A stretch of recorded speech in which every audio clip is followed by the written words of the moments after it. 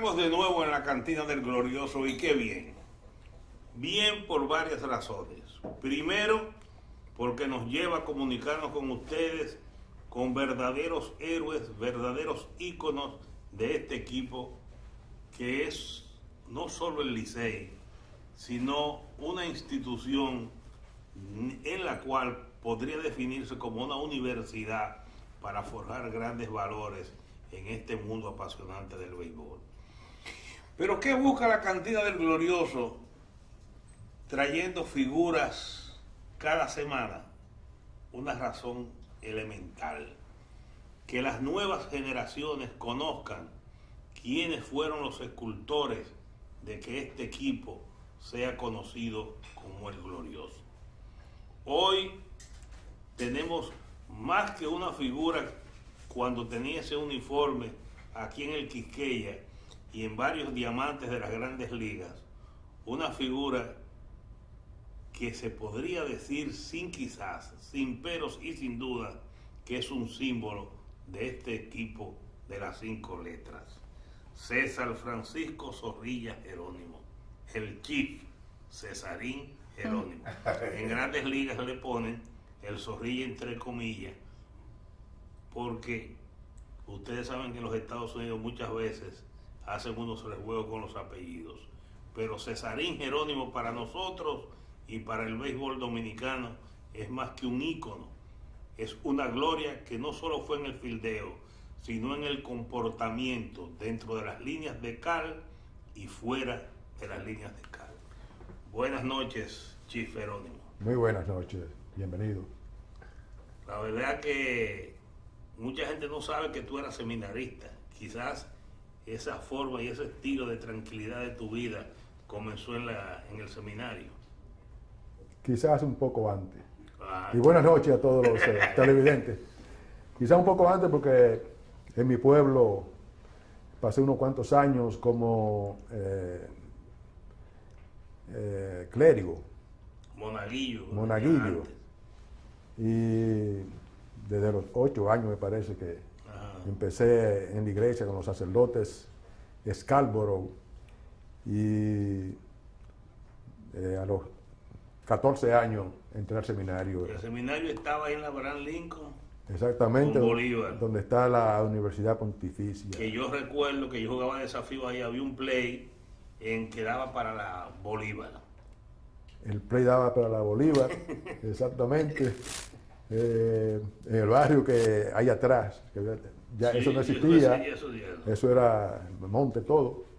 La Bolívar sí daba. El play daba la Bolívar. Sí, pero poco después. ¿En ese play era que tú jugabas? Bueno, yo jugaba al año 2 o 3 veces. ¿En ese play? No, en cualquier play. Yo sé, sí, pero me refiero ya cuando... Bueno, lo que nosotros jugábamos era básquetbol, más que todo. Sí, por la estatura, de nivel. No, porque el play de béisbol, nosotros lo chapeábamos cuando llegábamos, ¿verdad? Pero después se ponía que no se podía jugar. Es decir, que lo de nosotros era todo, casi todo básquetbol. Algunas veces fútbol, algunas veces béisbol. Y entonces, ¿cómo se pincha, cómo se prende, cómo se enciende la chispa por el béisbol? No, yo desde que tenía una edad que podía discernir,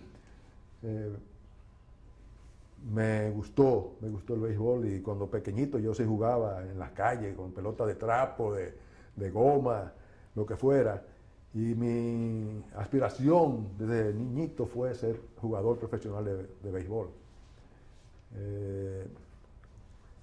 Eso, después que salí del seminario, entonces comencé a jugar softball. ¿Qué tiempo duraste en el seminario? 4 años. 4 años. Sí, yo tenía... ¿Tú estabas a punto ya de terminar? No, estaba en la tercera parte del estudio para ser sacerdote. Me faltaban 8 más. ¿Y eran 12 años. Bueno, pues era carrera completita. Bueno, uno comenzaba, ¿verdad? Desde que uno estaba en la primaria, entonces hacía el bachillerato, después venía la filosofía, y después 3 años de filosofía y después 4 de teología. Es decir, que Para ser sacerdote. para ser sacerdote. sí. Y entonces, Eso era ¿te anteriormente. vieron jugando en el Seibo o te vieron jugando béisbol en Santo Domingo? Bueno, yo empecé a jugar softball. Allí mi padre también jugaba. Mi padre era chofer de carro, viajaba del Seibo aquí a Santo Domingo, comía con los jugadores del Licey que se quedaban en el Hotel La Fama, en la Avenida Mella, exactamente. Entonces mi papá conocía a los Guayubín Olivo, Chichi Olivo y otros jugadores del Licey, y él vio las condiciones que yo tenía para jugar y me recomendó a Guayubín, que conocía a muchos escuchas. Cuando te firmó los Yankees en Nueva York. Los Yankees de Nueva York, porque Guayubín contactó a una escucha de los Yankees y a otro de los Mets, ¿Quién lo firmó por primera vez? José Pepe Seda. José firmó mucha gente aquí. Sí, puertorriqueño. Y en esa época no venían muchos americanos, sino Eran escuchas del ámbito latino. de latinos. Sí. ¿Y qué bono te dieron, Cesarín? Yo quería 2.500, pero me dieron $2.000.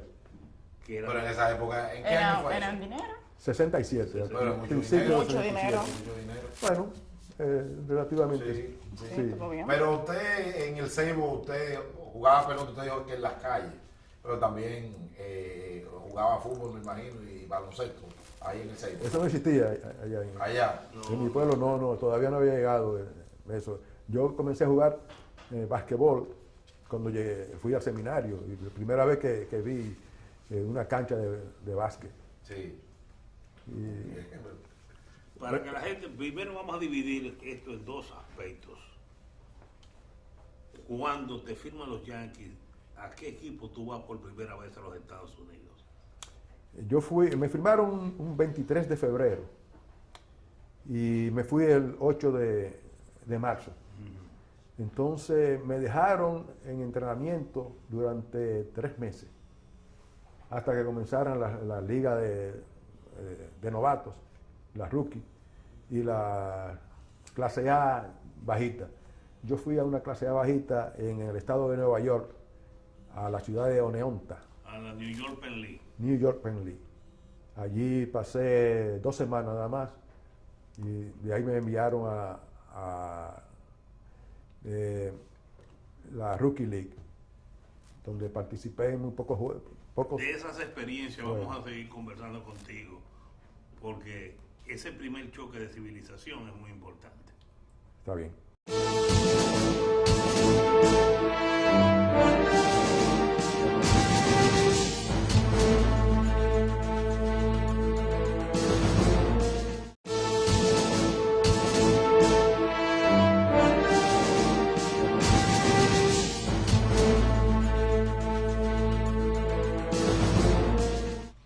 Llegar a los Estados Unidos, César, la primera vez, en esa época, ahora no. Porque ahora es un pan con mostaza, mantequilla y un poquito de cachú y se digiere rápido. Pero cuando tú llegaste en esa época a los Estados Unidos, a Oneonta, a New York Penn League, llegué con el maletín, los país, yo no sé si un bate. ¿Cómo fue el choque de civilización en ese momento?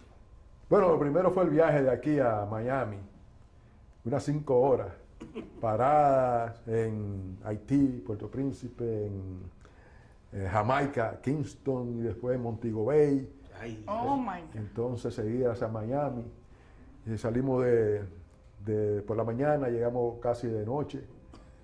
Cuando salimos era todo de noche, gracias a Dios que ya estaban allí los cubanos en el 67 y hablaban español. Montaron una guagua, cogimos para la ciudad, el centro de la ciudad. Allí teníamos que coger otra guagua y entonces ir hacia la ciudad donde estaban o sea, el ustedes se campo de fueron de entrenamiento. Miami a Nueva York por vía terrestre, por guagua. No. El entrenamiento estaba en el mismo, Ah, bueno, el en mismo la Florida. Florida, lo hacía en Hollywood. Ah, bueno, estaba. La Florida, que ahora mismo es Miami, pero cuando en ese entonces era un campo de Miami. Sí. Era un campo de Miami. Nos montaron en una guagua y cogimos hacia Hollywood. Yo me dormí, yo iba con otro que vivía en mi pueblo, era de Miches. Yo me dormí y cuando nos paramos... Firmado por los Yankees también. También, cuando nos paramos en Hollywood, yo oí, gracias a Dios que oí Hollywood ya la última... La última parada. Ah. No, la última llamada para que se desmontaran los que iban ahí. Yo lo oí, entonces no nos montamos porque el otro No lo escuché. no sabía lo que estaban diciendo. Y pedimos un taxi. Un taxi estaba ahí mismo y dijimos, mira, llámanos Yankees. Y desmontamos fue una bomba de combustible. Y nos montó y recorrimos como 50 metros. Y ahí estaba. Ahí mismo estaba donde estaban quedando los Yankees. ¿Y le Bueno. cobró? Sí, nos cobró. Pero en verdad, estos muchachos que filman ahora no saben lo que Lo uno, que pasa, ¿no? la diferencia Una cosa inclusive las condiciones de no, uno, por ejemplo, en mi pueblo había unas cuantas televisores, pero uno no veía la grandeza por ejemplo, de Estados Unidos, los edificios altos, esa gran... Los rascacielos y eso. Sí, exactamente, y las calles, la majestuosa. Cuando llegaste ahí a Hollywood, tu primer entrenamiento con un equipo de los Estados Unidos, primer día, ¿quién era tu manager? No, todavía no teníamos manager, iban en entrenamiento, fuimos allí, ya allá estaban 3 que habían firmado con los Yankees, Con los anterior a nosotros, que pudieron conseguir la visa e irse antes. Y ya estaba casi el equipo completo, o los jugadores estaban casi todos. Bueno, el primer día allí, me recordaré. ¿Tú te crees que yo me puedo La recordar? memoria tuya está muy buena. No está muy buena. Yo lo que sé, que la primera práctica, la primera vez que yo fui a batear contra un pitcher de esos gigantes de esos americanos, yo no había visto picheo a esa velocidad. Porque los míos me filmaron sin yo saber agarrar un bate. Pero la primera vez que yo le bateé a práctica a un pitcher, de 10 swing que hice, le di a una bola para atrás.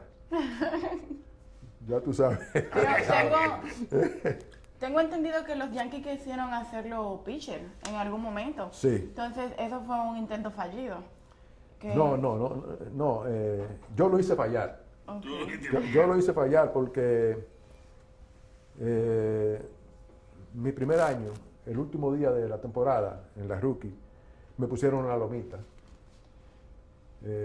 Cuando estaba tirando el bullpen, le rompí la mascota al catcher y todo de lo eso. duro que estaba tirando. Sí, de lo duro. Después fue ahí, ¿no? Y tiré de duro, pero no tanto, sí. Yo sé que ponché 3, 2 bases por bola, tiré 2 innings. Y al año siguiente, cuando fui a entrenamiento, me tenían en la lista de los pitchers. Yo le dije que no quería pichar. Primera razón porque ese día que piché, al otro día no podía levantar el brazo, era un dolor tremendo. Y dije, ven acá, pero sí. Pero tampoco sin entrenamiento. A pichar hacer sin las entrenamiento, sí, sin entrenamiento, nada más, Sí. ponte ahí. Pues entonces me dijeron, si tú no bateas, entonces te damos release, te licenciamos. ¿Sabes que el primer año batí en la primera liga de 10-1 y después batí de 14-1, es decir, 2 hits en 24 turnos. Sí. Bueno, pero ese entrenamiento batí 400 y pico. Ya yo tenía un poco de experiencia en la liga de aquí y me dejaron el outfield, fui a clase A, ya mediana, una clase A buena, y jugué en el center field, me pusieron en el center field a jugar. Desgraciadamente batí 194 ese año, pero en el outfield Hiciste de todo. era raro que picara una pelota por allí o que se fuera un corredor Entonces, pero otra Houston, base. después que ves todo eso, trabajo tuyo en las ligas menores, aunque como tú bien explicas, no con un derroche ofensivo grande. Houston te selecciona regla 5.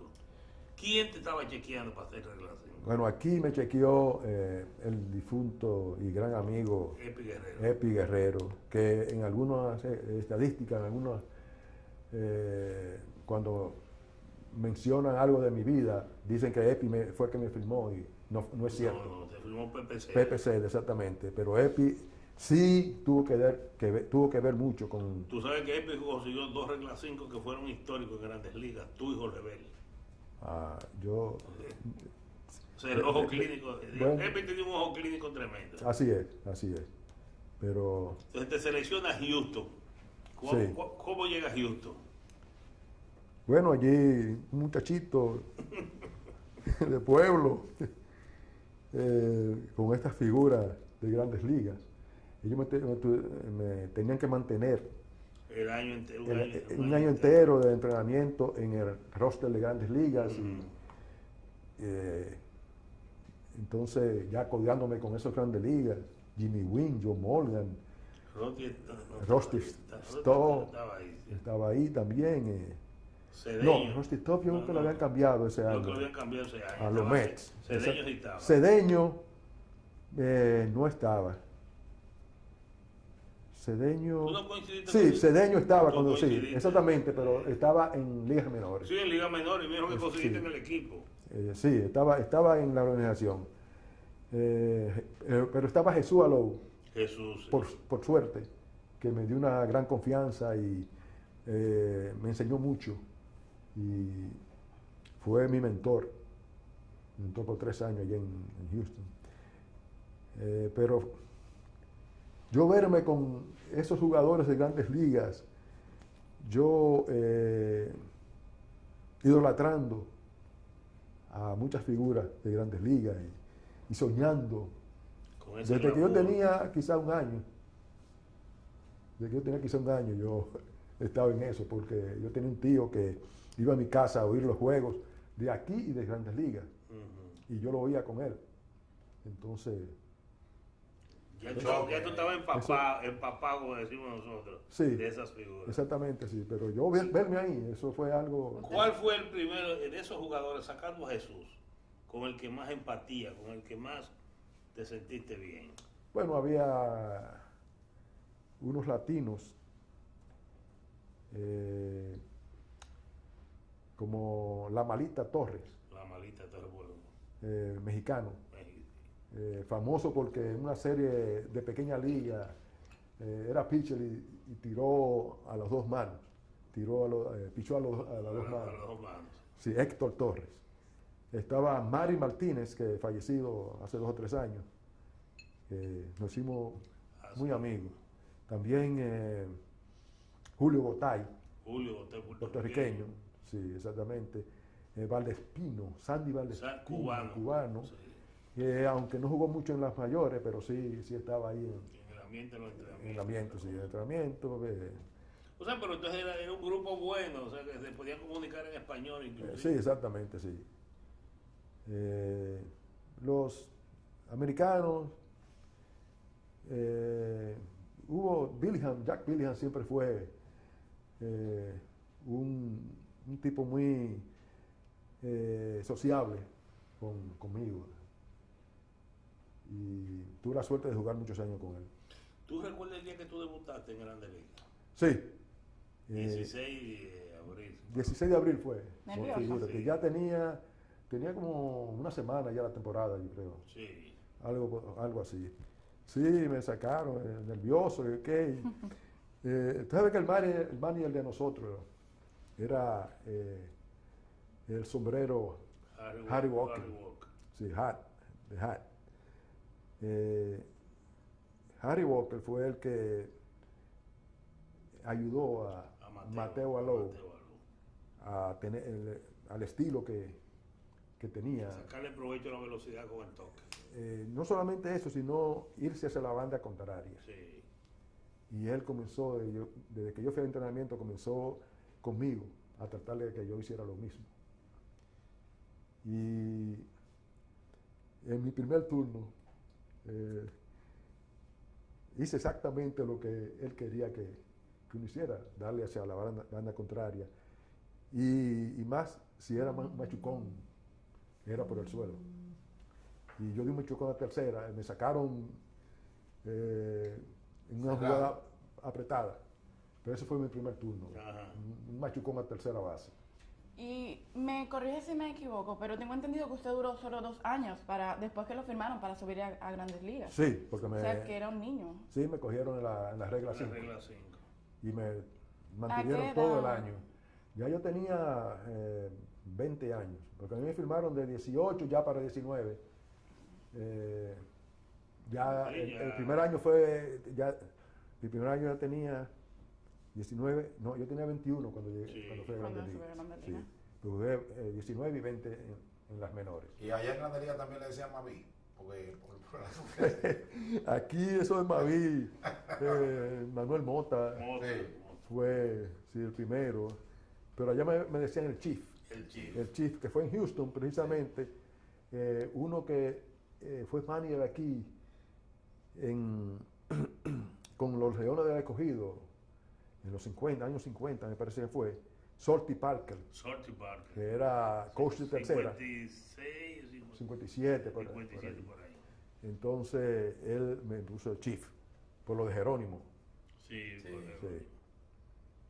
¿Y esa estadía en Houston, cómo tú la calificas? ¿Fue una buena pasantía? Bueno, porque cogí experiencia. Tomé una experiencia que en las menores yo creo que no hubiera sido posible. Quizás hubiera pasado mucho más tiempo para poder aprender lo que aprendí en Grandes Ligas.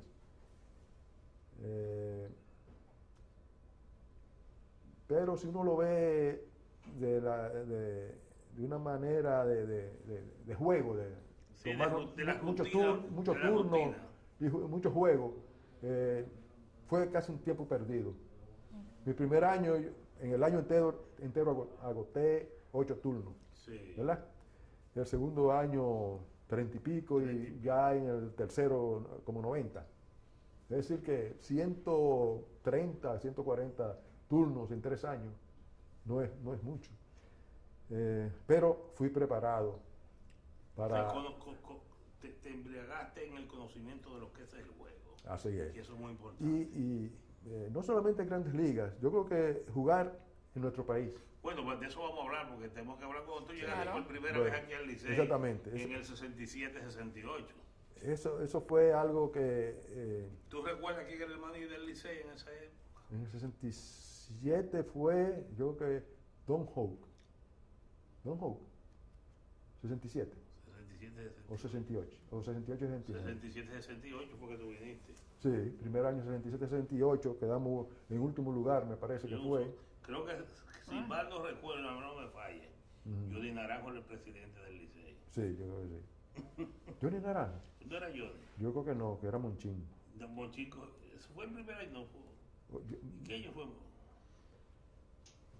Bueno, yo recuerdo ir con mi padre a la oficina de Monchín, Ya, la de la fábrica de blog. la fábrica de bloc Sí, ahí entonces era Monchín, por sí, la Nicolás de Obando. Sí, un poco más para allá. 67-68. Cuando tú llegaste esa primera vez aquí al Licey, Impresionado. Impresionado con los Manuel Mota.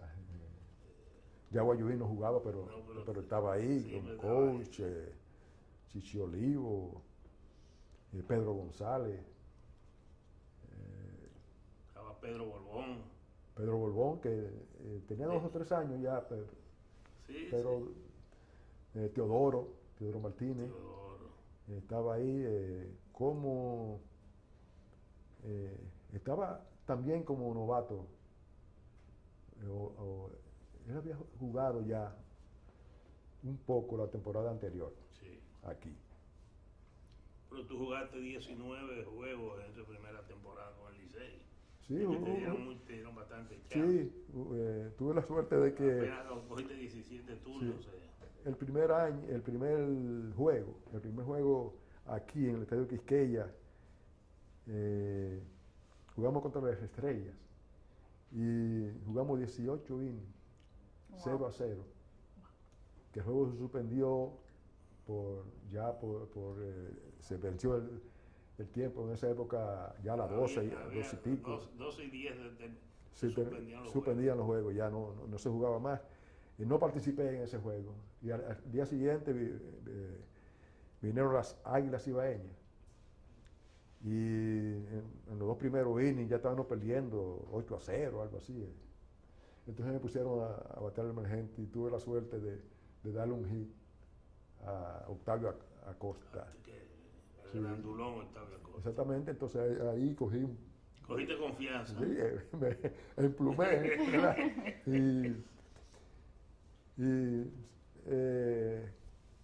Los jugadores también me ayudaron mucho. Manuel Mota, una gran persona. De esos compañeros tuyos aquí en el Licey vamos a hablar en un momentito. Ok.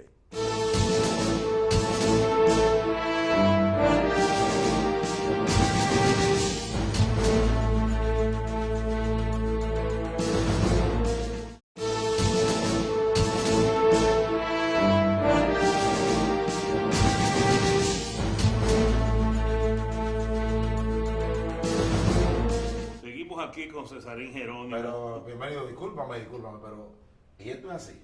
Aquí, óyeme, pero El ¿y Licey, esto es así? si hay miseria que no se Sí, siente. pero es que es esto. Pero Pipa, por favor, ¿por ¿Tú qué sabes lo que pasa? Que falta Rafael Antonio Uber, Así que ya está. que siempre está resolviendo. ¿Dónde Sí. está Rafael? Uber era por un periplo por Europa botando el gol. Oh, Pero eso de las cosas buenas, de la buena vida. Decía yo, 67-68, Jerónimo, hermano, y fue Manuel Mota. ok. Pero yo me recuerdo de ese equipo del Licey que ustedes eran como una familia. Sí, Y Monchín era para ustedes más que un presidente de equipo, era un consejero y un orientador. es cierto, toda la vida. Yo a veces me ponía incómodo con él. Porque a pesar de lo concentrado que estábamos todos siempre en el juego, el trabajo que hacíamos, la remuneración no era muy buena. Ese primer año, para que la gente se tenga una idea de cómo son las cosas de ayer y hoy, ¿cuál es el salario de ese primer año tuyo aquí? Si mal no recuerdo, andaba entre los 300, 400, 500 Pesos mensuales. mensuales, Oigan bien. Wow, Oigan 1.500 bien. pesos por la temporada.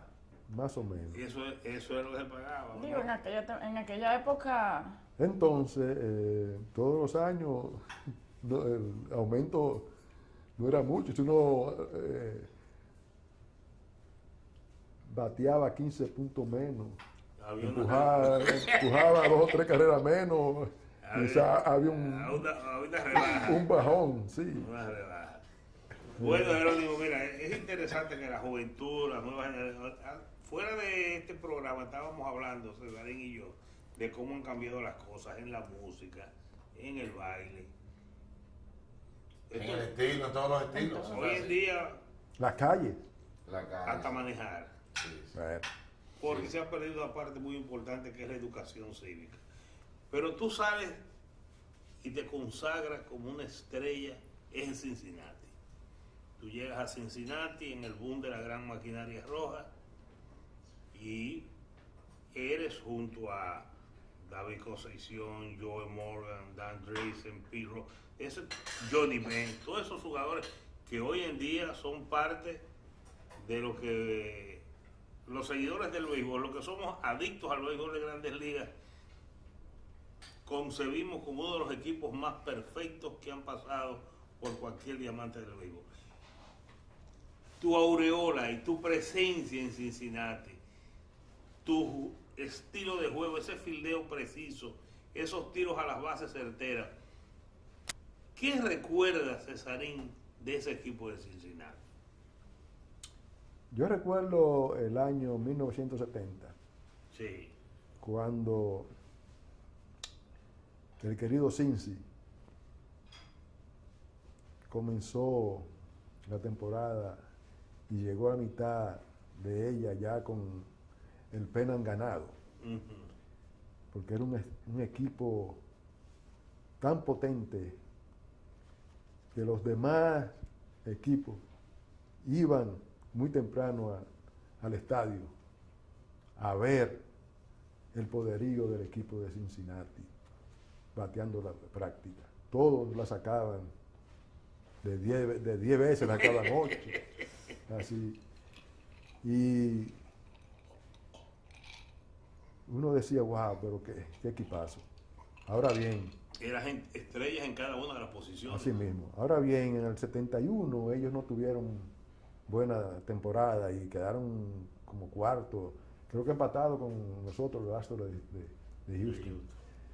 Y cuando al año siguiente hubo ese famoso cambio donde fuimos Joe Morgan, Jack Billingham y yo a Cincinnati, entonces fue que el equipo fue un equipo no solamente potente en su bateo, en su poder de dar jonrones, sino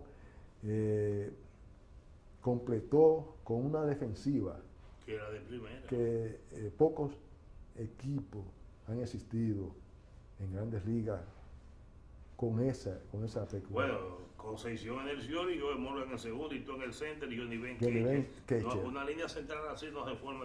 No, eso yo creo que fue algo que no se ha visto. O sea, quiere la decir historia. que en toda su trayectoria como pelotero, su mejor temporada la tuvo en Kansas City.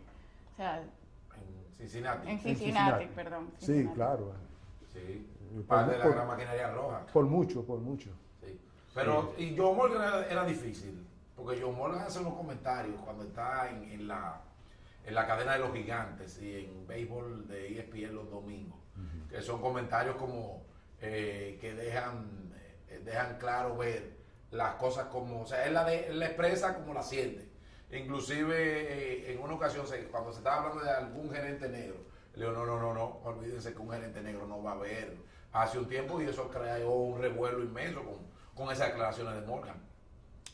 Bueno, John Morgan fue un tremendo jugador. Sí, sí. ¿Cuánto mide John Morgan? 5, 5 algo. no sé. 5'8", por ahí. 5'8" que mide, sí. 5'8", pequeñito. Sí. Y John Morgan fue pelotero, jugador más valioso del año en 2 ocasiones, En ¿verdad? dos ocasiones. Eso demuestra que el gran pelotero que era John Morgan. Y no solamente que hacía todo bien, sino que lo hacía bien en el momento preciso, en el momento que tenía que hacerlo. Por ejemplo, robar bases. Él se robaba 40, 50 bases, pero lo hacía para ganar juego. Ok. El único defecto que yo le veía a John Morgan como jugador de segunda base era que no tenía un gran brazo. El brazo era menos de promedio. Pero después, todo. Daba jonrones cuando tenía que darlo, probaba base, bateaba para promedio. Y en segunda también era una estrella. César y Johnny Benn, ¿cómo era con ustedes? Porque Johnny Benn es la aureola de superestrella. Johnny Bench era un tipo difícil Eso la gente lo cataloga de tratar en su tiempo de jugador. de malas pulgas, como dicen. Bueno, tenía días que era todo un amor, pero había otros días que Que había que andarle de lejito. sí, dejarlo tranquilo. Ahora bien, Johnny Bench, después de salir del béisbol como jugador, ha cambiado totalmente. Sí. Ha cambiado totalmente y es un tipo bien agradable, que conversa todo el tiempo con uno y siempre está... Y Pirro. Pete Rose para mí era el jugador estrella que más ayudaba a sus compañeros, especialmente a los novatos. Ajá. Pete Rose, Esa es una historia que poca gente sabe. bueno, Pete Rose llegaba un novato y él le daba de todo y lo ponía como si lo ponía bien O sea, le daba el trato, un trato, un recibimiento. Se lo cargaba, como dice. Sí, sí, sí. Piroz era un modelo. ¿Y Dan Driesen? Dan Driesen no hablaba mucho. No hablaba mucho, pero siempre estaba contento. Después David Concepción contigo era un No, David era el mejor compañero mío, el que siempre nos mudábamos en el mismo complejo. Siempre andábamos juntos. ¿Y Tani Pérez? Tani Pérez es una gran persona. Era el jefe. Yo me decían jefe a mí, pero el jefe en realidad era del equipo, era Tani Pérez. Después que lo cambiaron, la maquinaria roja dejó de ser maquinaria roja porque era el espíritu del equipo. Era, además de serlo en el terreno, también fuera del terreno. Era un tipo que todo el mundo se llevaba de lo que él decía. Y en los juegos era el señor oportuno, un señor muy, cuando se necesitaba el batazo, ahí venía. ¿Ustedes se comunican hoy día aún? Sí, nosotros hubo un encuentro hace poco de todos. Nosotros estamos juntos casi todos los años, 2 y 3 veces. Yo vengo ahora mismo de un encuentro que tuvimos en Buffalo, New York. Tuvimos 6 de nosotros, de la gran maquinaria. El mes pasado estábamos todos menos Pete Rose. Sí, sí, pero cada 2 años eligen un grupo de jugadores para ingresar al Salón de la Fama de Cincinnati y todos vamos. ¿Y Sparky Anderson, cómo era? Sparky, exigente. Al principio, cuando el primer año que yo llegué allí a entrenamiento, fueron los entrenamientos más duros que yo pasé y que yo creo que cualquier equipo hubiera podido pasar, porque como terminaron el año anterior en 4º lugar, él no aceptó eso. No entendía muchas de las cosas de ustedes tampoco. Él quería que todo se hiciera a la perfección. Bueno, era exigente, muy exigente, sí. Por ejemplo, ese entrenamiento fue una cosa de tirarse en el suelo por 1 hora, ese ejercicio, dar carrera, a todo lo que da, pero eso tuvo su Pero esa su era fruto. parte de la esencia de buscar en el 72, el máximo. Sí, en el 72 nosotros ganamos la división, ganamos la Liga Nacional y por poco ganamos la Serie Mundial. Oakland nos ganó en una gran serie. Exactamente, una bola que Bobby Tolan filió mal y yo no le pongo la culpa a él porque hasta yo me equivoqué en ese batazo. Porque yo estaba jugando right field y fue una línea y la línea, el batazo subió. Yo le dije adelante y la bola subió y lo voló. Pero fue una gran serie mundial. Y después de ese año nosotros cogimos experiencia de aprender a ganar. Sí, porque después de este año, del 74 al 77, usted estuvo ganando el Guante de Oro, 4 veces consecutivas. Sí. Eso fue una experiencia, me imagino. Bueno, yo estuve increíble esos 4 años. Y antes también y después también, pero... Sí, pero fueron años fabulosos. Exactamente. Sí. Vamos a traer una picadita para que coman algo. Porque... Y el Gracias, chico. El brazo. Me ayudó mucho, ese brazo me ayudó mucho. No le corrían. Bueno, a mí me firmaron por el brazo, eso es indiscutible.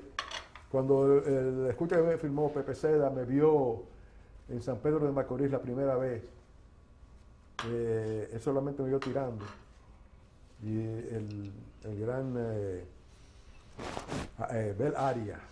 Bienvenido Bel Arias era el que estaba dando, fogueando para el outfield y a mí me la daba a la pared allá y yo la ponía en home, en tercera, donde fuera.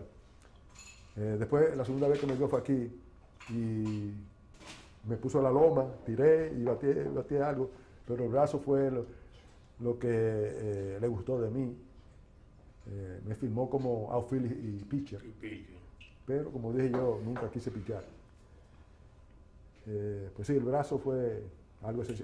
muy ¿Usted bueno. recuerda un domingo en la tarde aquí en el Queya, un juego entre Ay, Licey y ay. Escogido? 2 horrores que usted dijo que sacó. Felipe era el manager Bueno, del Escogido. En ese momento. yo me tengo que acordar porque de los 17 que di, esa fue la única vez que en un juego yo di 2 honrones. Yo en Grandes Ligas tampoco, nunca di 2 honrones en un juego. Sí fue un pitcher que cada vez que nos vemos, a veces nos vemos, Pat Darcy, era de los Rojos de Cincinnati, Sí. y él siempre me dice, me mataste, me mataste. Tienes Bueno, 3 temporadas aquí donde diste 3 honrones, siendo tu cifra máxima de cuadrangular. sí, no era fácil sacarla aquí. No, aquí, Pero- aquí todavía es difícil. Sí. Pero usted no fue líder de jonrón No, con no. 17. No, 17. de por vida. De por De vida. por yo vida. tenía De por 17. vida. De por vida. Pero esta tarde estábamos aquí en el estadio como fanáticos. Ni siquiera nos permitían subir al séptimo cielo porque, imagínense. Ajá. Pero me llamó mucho la atención porque fueron 2 horrores, pero enormes los 2 Enorme, cuadrangulares. sí. Y se veía claramente que usted fue a cargar la pelota. Se veía claramente que eso fue así. Bueno, quisiera yo tener confianza con el pitcher. Ahora que el 82, 83 fuiste líder de GIA aquí en la liga con 79. Sí, y líder de averaje también. Sí, bateaste. Increíble cómo yo gané. 341. Increíble cómo yo gané ese Liderato liderato de de bateo, porque en el último turno fue contra las Estrellas, que Sí. Pedro Hernández, yo todo el año estuve primero y ese último día Pedro Hernández se fue arriba. Y él salió y a mí en el último turno, si daba ahí, Y era el líder de bateo. ganaba y si no, Le daba Pedro. Hernández. Entonces el pitcher, un tal Luis yo creo que era un relevista, Sí. que era de Minnesota, me acuerdo, fue a darme la base por bola. Y me tiró la primera pelota, afuera, lejísimo por allá. 3 bolas sin strike.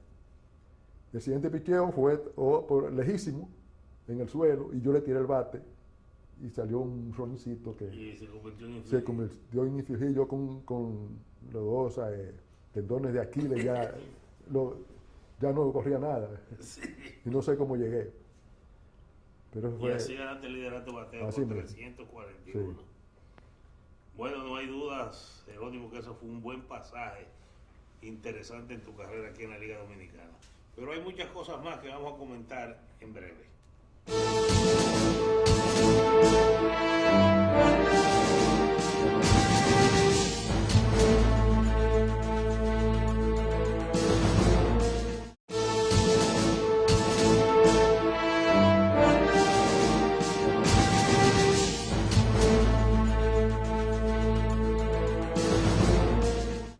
Seguimos con Cesarín Jerónimo. Tú sabes, César, que nosotros los dominicanos somos llevavidas. Eso es parte de la cultura del dominicano. Si a ti te llaman al periódico, te llaman a los programas, ¿y qué está haciendo Cesarín Jerónimo? ¿Qué está haciendo fulano de tal? Porque al dominicano le gusta saber dónde están sus ídolos. Hoy en día, después de que tú pasaste tu trabajo como representante de Hiroshima Toyokara, aquí hiciste un trabajo excelente, ¿a qué te dedicas ahora, Cesarín? a la música. Bueno, eso quiere decir que es un melómano de primera. Sí, oigo mucha música. Mucha. De 10 a 15 CD diariamente. Ajá. Sí. Wow. Nada, tengo una casa en Cabrera. Para descansar, Allí voy y me paso bastante tiempo allá. oyendo música ya. Sí. Frente a la playa, al mar. Es raro porque ya a ti no te gusta la pesca. Yo nunca he sido Amante. Amante. pescador.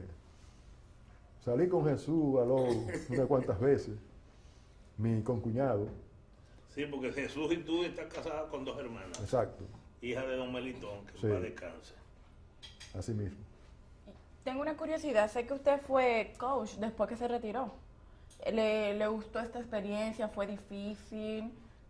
¿Qué me puede decir sobre eso? Bueno, coach aquí con el Licey. Tuve 3 años. El primero solamente viniendo a las prácticas aquí y después 2 años como coach de bateo. La experiencia no me gustó para nada. Primera razón porque estos muchachos ahora no saben respetar. Son difíciles. Vamos a ser francos, son No difíciles. saben respetar. Muy difícil de, O sea, en buen dominicano no hay la disciplina de lo que nosotros nos forramos. así mismo.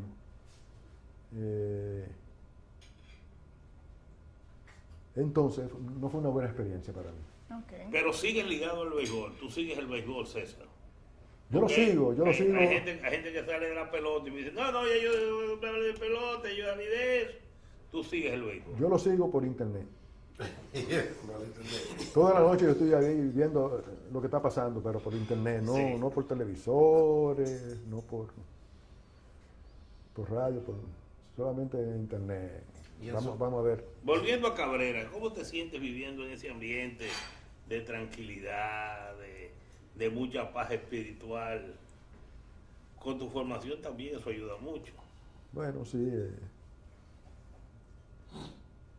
Es algo del cielo a la tierra, estando aquí, que estando allá, aunque donde yo vivo es un poco tranquilo. ¿Cuál Pero- fue, sí. ¿Cuál fue el jugador que tú más, vamos a decir, seguiste o idolatraste cuando eras joven y después como pelotero? En Grandes Ligas, cuando era En joven, el- en Grandes Ligas, Mickey Mantle, era mi ídolo, gran Mickey. mi ídolo. Y aquí Manuel Mota. Yo era un liceísta furibundo. Seguidor de Manuel. Sí, de Manuel. Y después, como jugador, yo creo que vi al mejor jugador que ha existido en Willie Mays. Pero ya estaba en su Ya declive. estaba en su sitio. Y el mejor que yo vi en mi época entonces fue Roberto Clemente. Bueno, Te digo que igual que tú eras dueño de un brazo súper poderoso. Así mismo. Y si yo te pregunto ahora, ¿y en la música, quién es que más te gusta? La música, hay muchos. Si yo te fuera a preguntar quién es el mejor, quién ha sido el mejor salsero, a que tú te arriesgas a decir. Bueno, el mejor grupo para mí, el Conjunto Libre, de Manny Oquendo. Ajá. Y Entonces, aparte de eso, de esa época, aunque no era salsa en sí, sino era jazz latino, Iraquere, el cubano, grupo Iraquere. que tenía unos músicos increíbles, que Estaba todavía están. Sandoval, te conoces, Sandoval, Paquito de Rivera, pues Carlos del Puerto, Entonces, Chucho Valdés, cuando tremendo. comenzaron los Iraqueres eran fuera de grupo. Sí, eso fue Una afinación perfecta. tremendo. Sí. Y ahora hay muchísimos grupos buenísimos que aquí no se conocen, pero yo creo que la salsa de ahora es mejor que la de antes. ¿Y Yo- usted qué yo- conoce yo- de yo- ahora? ¿A qué yo conozco? Ajá, ¿qué le gusta? ¿Usted ha oído a Gillo Sarante? Te están irrespetando a la gente. No, bienvenido. Gillo Sarante es el mejor salsero que hay ahora. Es bueno. Cesarín. Pero ahí está el buenón, A Michelle. ¿Tú Michelle. ves? Michelle. Muy que- bueno. que bueno. ¿Y usted no oye merengue? Yo oigo merengue. Anteriormente era salsa nada más, pero ahora lo bien tocado, ¿verdad? Lo bien ejecutado. Sí, claro. El merengue. sí. ¿Cómo merengue? Oigo todo. ¿Pero su Jazz. preferida es la salsa? O sea, Bueno, ahora mismo es el jazz latino. ¿Nunca te gustó el Gran Combo? Sí, me gustó, pero no con esa gran afición a ellos. Yo creo que ellos tocaron una música llana que uno no podía distinguir variedad y mucha interpretación de los instrumentos. ¿Y de la bachata? Y ¿Qué te me Pacheco, dice? déjame que Ok. y Johnny Pacheco. Un amigo, un gran amigo, muy, muy bueno, Excelente. de los mejores músicos, aunque mi preferencia era Luis Ramírez, Sí. como, Sí, como compositor, arreglista, intérprete de varios instrumentos. Sí. ¿No oye su chin de bachata de vez en cuando? Muy ¿Le poco, gusta? muy poco. Muy poco hay algunas bachatas que sí, que me gustan, algunos... ¿No le gusta el Romeo? Ese es el mejor. ahorita hablamos de Cesarín y yo de Romeo, déjalo ahí. Bueno, ¿qué te voy a decir? Yo creo que la bachata para mí no tiene mucha, no tiene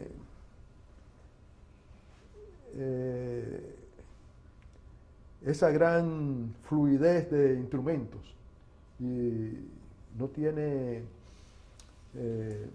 grandes músicos. Ok. Es decir, músicos dotados con un arte superior a lo...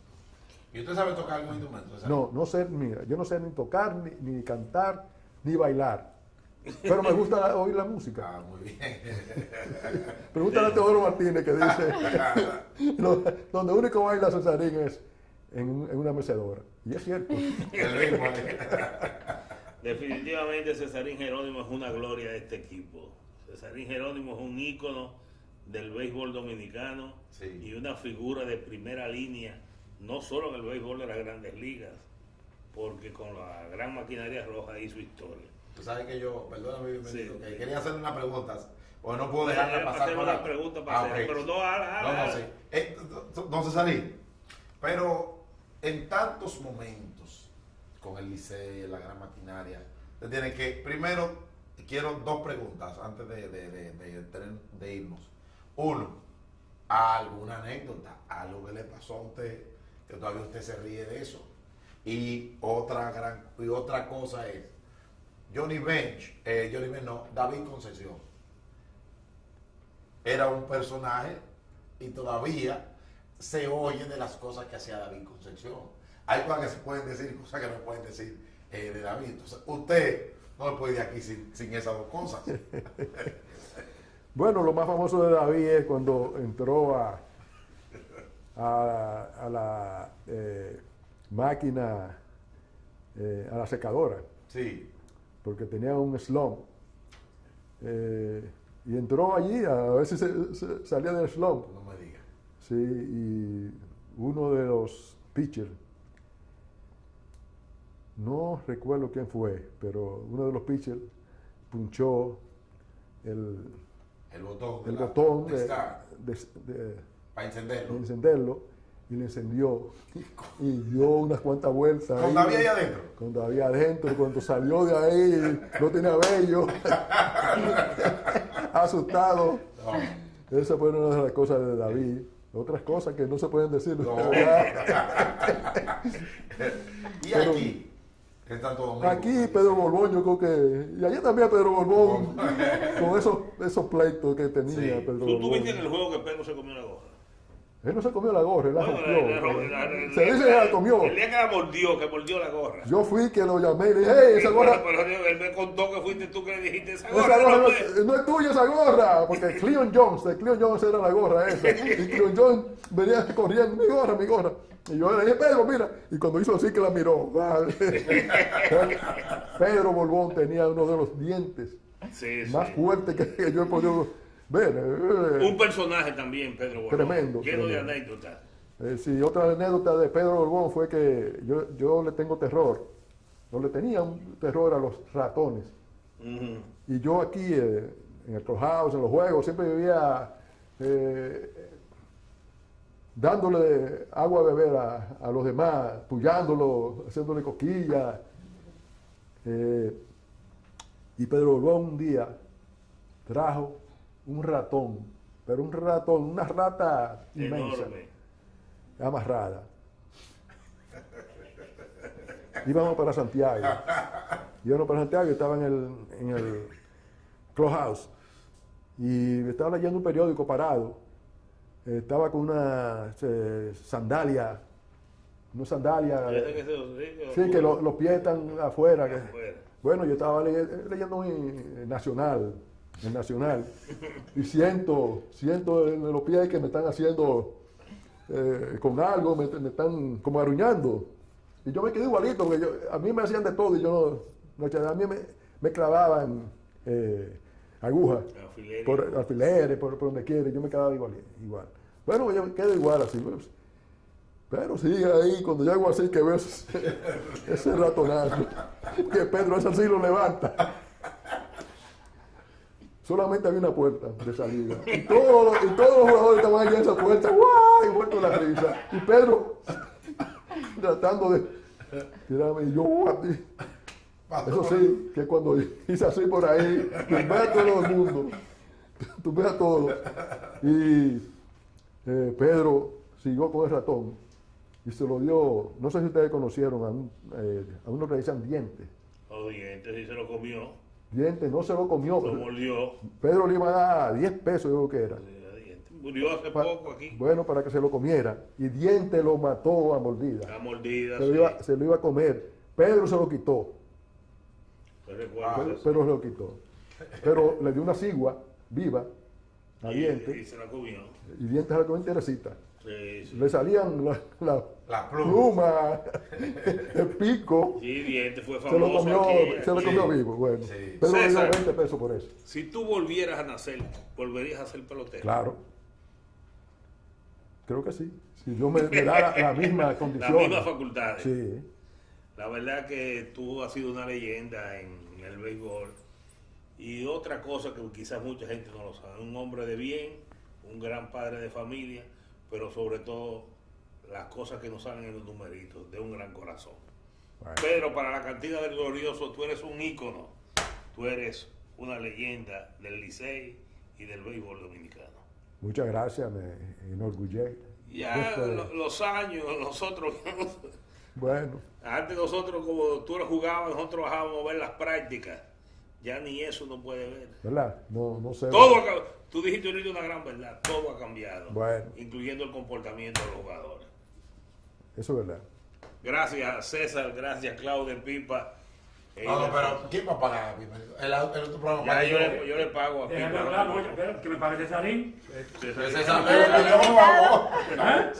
el invitado. Cesarín es el invitado, Pipa. Que pague por hoy, no pague por hoy. Señores, buenas noches. La cantina del glorioso.